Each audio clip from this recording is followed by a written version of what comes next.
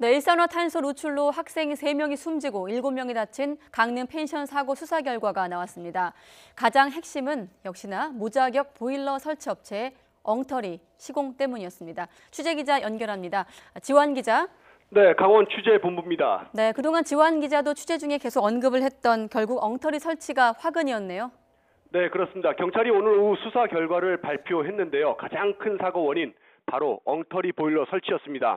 사고가 난 가스보일러는 2014년 3월 강릉 지역에 있는 무자격 업체가 시공했는데요. 2014년 설치 당시 보일러 시공자는 이 배기관 높이를 맞춘다면서 아랫부분 10cm 정도를 마음대로 잘랐습니다. 그 바람에 배기관을 단단하게 결합해주는 체결 홈이 잘려나갔습니다. 또 날카롭게 잘린 배기관을 보일러 배기구에 강제로 집어넣는 과정에서 이 배기구 내부에 있던 고무링이 훼손됐습니다.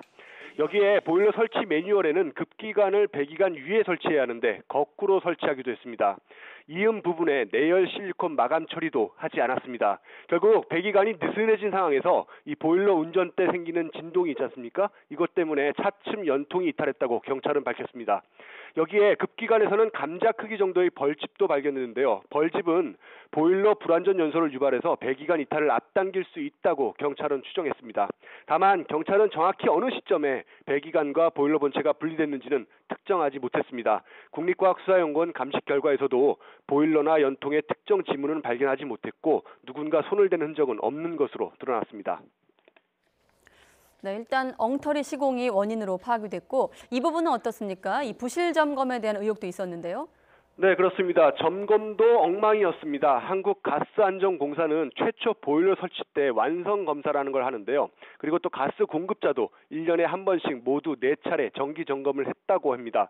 그런데 법으로 규정된 내열 실리콘 마감 여부나 아무 내용도 적혀있지 않은 이 시공 표지판조차 확인하지 않았습니다. 사실 무자격 업체가 시공을 했기 때문에 시공 표지판에는 아무것도 적혀있지 않았는데요. 내열 실리콘 마감 여부나 시공 표지판은 보일러 주변을 눈으로 보기만 해도 알 수 있습니다. 결국 엉터리 점검이라는 얘기죠. 펜션 운영자 역시 2014년 7월부터 8월까지 이 해당 펜션을 복층 구조로 불법 증축한 것으로 확인됐습니다. 경찰은 일단 가장 사고 책임이 크다고 판단한 보일러 시공업체 대표 최모 씨와 실제 시공한 기술자 등 2명에 대해서 구속영장을 신청했습니다. 또 펜션 운영자와 한국가스안전공사 관계자 등 7명은 불구속 입건했습니다. 지금까지 강원 취재본부에서 YTN 지환입니다.